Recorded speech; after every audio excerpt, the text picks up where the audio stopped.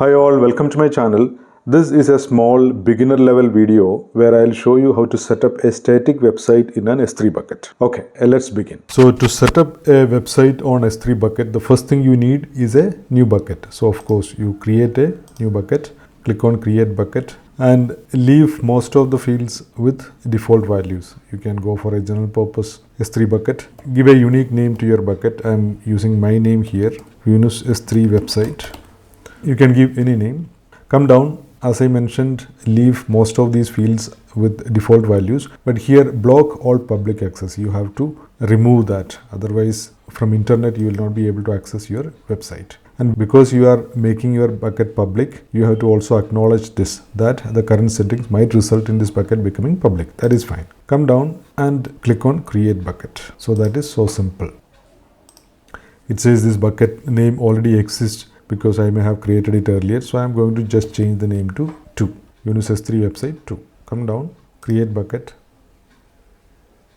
And the next step is to update the properties of your bucket. So go and select that bucket and click on properties and go to the end of this page. Here static website hosting, it is disabled. So I am going to edit it and enable this. And then you have to specify what is the index document name.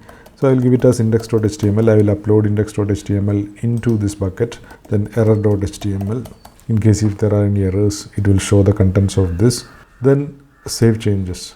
Now we have to do one more thing. You have to update the permissions. So go to permissions and come down, and bucket policy we need to update it such that everybody will be able to access the objects within this particular bucket. So click on edit.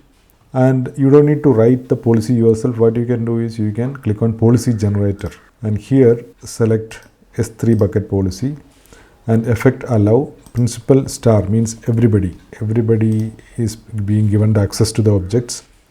Service S3 actions, just select get object. Okay, there are several actions, but we just need get object.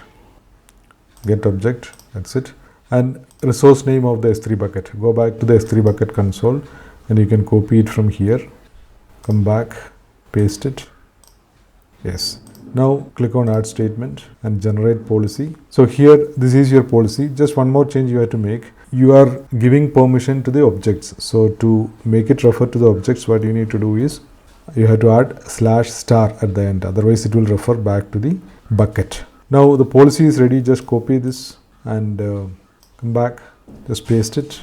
Yes. Now you can just save it. Yes, now your bucket is ready to host a website, but you have to upload index.html and error.html. Go to objects and upload, add files. I have already prepared my index.html and error.html. You can also prepare yours. I will include these simple files as part of my help document, which I will upload into GitHub and give the link in video description. So select error.html and index.html, open, come down, upload. Yes, now your website is ready. Now what you can do is you close this and go to your properties and go towards the end of the page. You have the website address here. So just click on this so that it will open in a new tab. So you can see that this is my page, a simple one. I have included some links to my YouTube channel. You can create your own page. So this was a small beginner level exercise on S3. I'll keep uploading more useful AWS videos in this channel. So you may please consider subscribing to this channel. Thank you. Bye.